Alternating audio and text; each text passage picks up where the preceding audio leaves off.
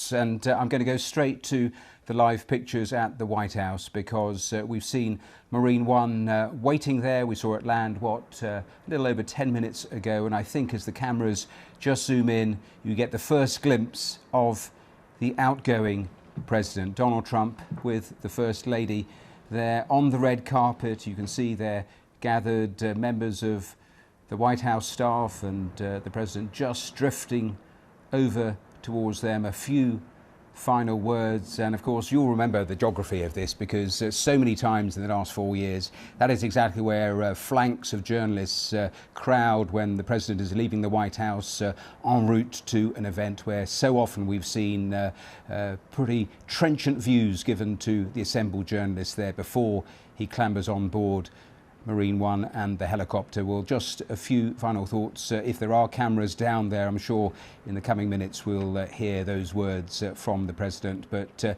he didn't linger long, as a quick wave there to those people before he gets on board. As we watch these pictures, let's bring in from Washington the Post National correspondent Mary Jordan. She is the author of The Art of Her Deal, the unauthorized biography of Melania Trump. Mary, welcome to the programme. Your thoughts as we enter the early stages of Inauguration Day? Well, I could walk to the White House from where I'm feeling, if it weren't for all the security and the guards. And I can just tell you that people are exhausted from Trump and the countdown is real. I mean, people are just kind of holding their breath until noon and feel like it's, New Year's Day here. Because last night, in the middle of the night, Donald Trump once again was wielding his power, his last-minute power. He pardoned Steve Bannon and 142 other people.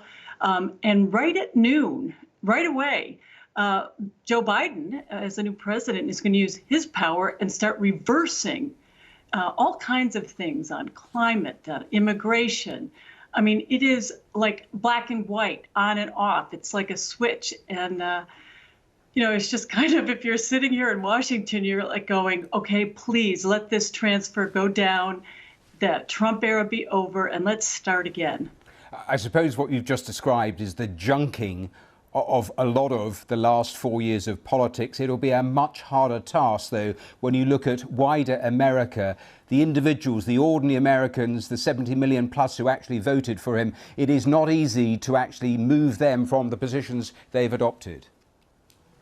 Well, it is a really important point that 70 million people voted. Far more voted for Joe Biden.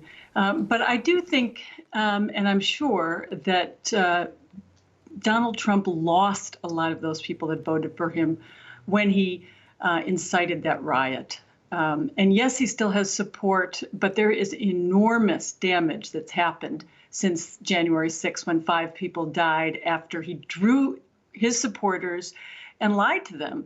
He drew them to the Capitol, lied to them, and said that this was fraud.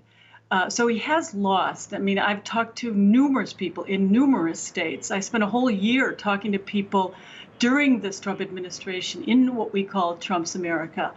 And, a lot now rides on Joe Biden. He's got to listen to them. He's got to realize there's a lot of people with different views in this country. And I think, he's up for the job. I mean, many people see him, he's older, that he feels in his head, I've got 4 years and then I'm out.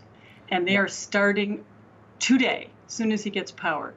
Boy, does he have a daunting task. The rotor blades are going, so I think Marine One about to take off as it heads to Andrews Air Force Base. We'll stay with these pictures for the next few minutes, Mary, as we talk to you.